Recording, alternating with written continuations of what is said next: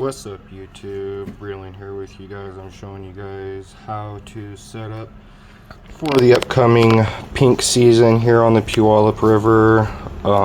Back camera out here for you guys. This is how I would normally tie my setup. This is for later on, but this is what the GIF is going to be like. I'm going to show you how to tie, setup, and everything. So I got a piece of high-vis 30-pound braided line here. This is what I normally use for on the Puyallup as my main line, and then I run anywhere between a 15 and 12-pound leader line. I run the 12 if pressure is hot and fish are not really getting caught, but it's going to be a pink year, so it's not really going to matter. So let's get into it. Let's get into this video real quick. Let me get here and zoom in for you guys a little bit. Back it out here. I am running black gloves on so you guys can see how I tie an egg loop knot for the Puyallup River for flossing. I use a size 1 hook.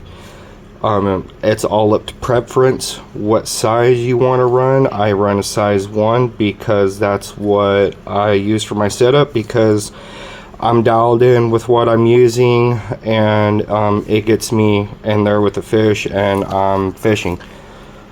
Okay, so here we go. So I go through the eyelet down the shank of the hook, and I leave a tag in of about an inch, maybe inch and a half. So I'll pinch on the back side of the hook right where it starts to loop down and make sure the line is running out of the eyelet. So remember, we went through the eyelet down the shank of the hook, and I grab the line and start wrapping either 7 or 8 times. I usually go about 8 times, so we'll go 1, 2, 3, 4, 5, 6, 7, 8. Now once again, this is just your own preference of how many times you want to wrap around the shank of your hook. I use my ring finger and pinky finger to grab the line to keep it tight, because if not, this all will unravel. However you want to hold this line while you're tying your egg loop knot, that's fine. I'm pretty sure a lot of you guys who are watching know how to tie your own egg loop. So we come back to the other end of the line. Now we're going to come back out of the eye loop like so. And I'm going to leave, you know, a tag in about the same, about inch and a half. Now I'm going to lay this line, because I'm going to pinch it right here at the tip of the eyelet, everything, grabbing everything. I'm going to lay the line down the shank of the hook where everything was when we first put through. Now I'm going to grab the back shank of the hook and make sure I have this line tight, repinch it, and then you continue your wraps. We did 8, so I'm going to do 6. 1, 2, 3, 4, 5, 6. Now that we're right here, we re-grab. Now you want to make sure this is all tight, because if it unravels, then you're going to start all over, which sucks. So you're going to grab your tag in that's coming out of the eye loop. You're going to slowly pull. If you need to, make sure you get the line wet, because we're going to be using, you know, mono. You're not going to be using braided line for this at all. You'll get a lot of hate on the river if you do. So here we go. We're going to slowly pull until everything's up. Make sure everything's not getting tangled. Then we're going to re-grab here at the hook, at the eyelet, everything. Make sure this line does not get wrapped up in the hook. And you just slowly continue to pull till everything is tight. And here you go, you tighten everything down, and you now have an egg loop knot. If I can get it through the eyelet, there we go. Now you have an egg loop knot. A lot of people, they like to put yarn in here, some don't. You can use this for when you're drifting eggs or whatever, whatnot, but like I said, mostly some people put, you know, a bit of yarn in here, whatever, whatnot. And then they'll come over here to their bead box or corkies. As you can see here, I have a different, you know, size assortments, colors, whatever, whatnot. Last year, this 10mm orange satin was phenomenal. So was also the small beads. If you threw on 3 of the small ones, you were dialed in there. You were in the fish. But anyways, you'll take whatever color corky you want. Go through the bottom. As you can see, there's a bottom, and then the top. I usually have the rounder part on top. Come through, and you would run it all the way down, and then you would have, you know, your bit of yarn. Some people like to put a small bead in between their hook and their corky and then their yarn, and then you have tied yourselves here a leader or starting leader to start flossing the Puyallup River.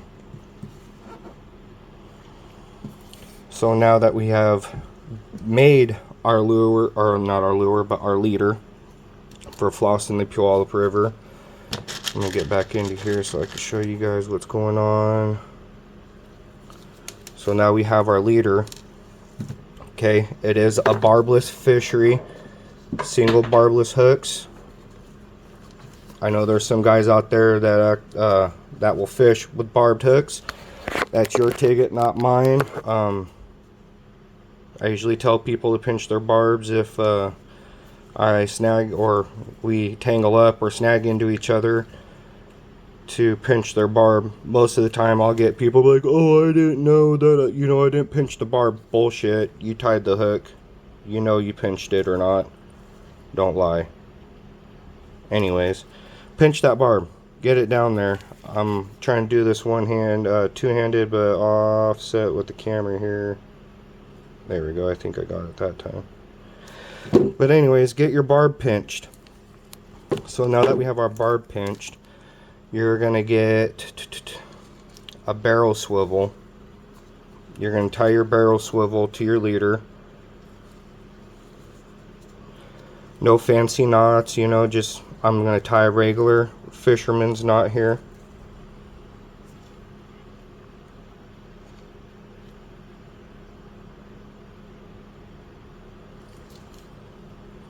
Make sure you guys wet your knots. I'm not wetting my knot because I'm just tying the video. But yeah, tie your knots. Because if you don't tie your knots, it'll burn the line and fish can break it. So this is what a leader would look like for the Puyallup. Normally people want to fish anywhere between a 5 and 7 foot leader. That's what gets you dialed in there for flossing and everything of the setup that I'm using. This is what's going to get you into the fish. Also, Steve Perdue, he also has a setup with a cheater on the back side that's looped in there on the egg loop knot. Go check his stuff out on YouTube or on the Puyallup Fishing Freeform, and you can see his setup. I'm pretty sure he has it there. So now that we have got our leader tied to our barrel swivel, we're going to pretend this is our main line here. We're going to tie our main line to the other end of our swivel.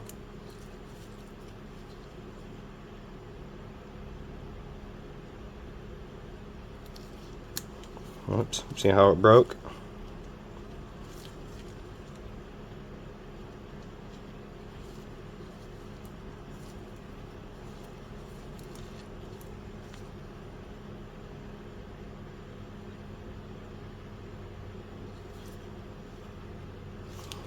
Okay, now that we have our leader our leader tied to our barrel swivel, and our barrel swivel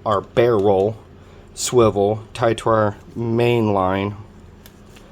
We would then put, you know, a regular bead, doesn't matter what color, just a small bead down there to protect your knot from your snap swivel from sliding down on your main line and hitting your knot, whatnot. But on here also depends what size weight you want. There's 1/2 ounce pencil lead people use, 3/4, ounce, so on and so forth. It's your preference, but for me, if you're not fishing the swifter current down at the soccer fields where everyone fishes at it, if you're not using 1/2 ounce or a 3/4, don't even try bothering, because you're just going to get swept down. Anything lower from that point, I would use a 1/2 ounce. I have done tremendous on just running a 1/2 ounce all up and down there. I feel like if you run an ounce anywhere else like some people do, you're just snagging and you're causing a problem for everyone else out there on the river. And then these are also the scents that I like to use while I'm out there. You know, Pro Cure is really good. Super Gel really sticks to that yarn that I put on. Last year it was the Addicted Steelhead blend, for some reason did really well with the coho, and I'm hoping this year is going to be a repeat. It's going to be really good. It's going to be pinks this year. They're estimating 7.4 or 7.7 million pinks this year coming back to the Puget Sound area, plus you have silvers and kings. It's going to be a plethora of fish out there this year. Definitely crowded out on the river. But there is your guys's leader line or setup for the Puyallup River, how to tie, what to use. Like I said, I use a 10mm bead or corky.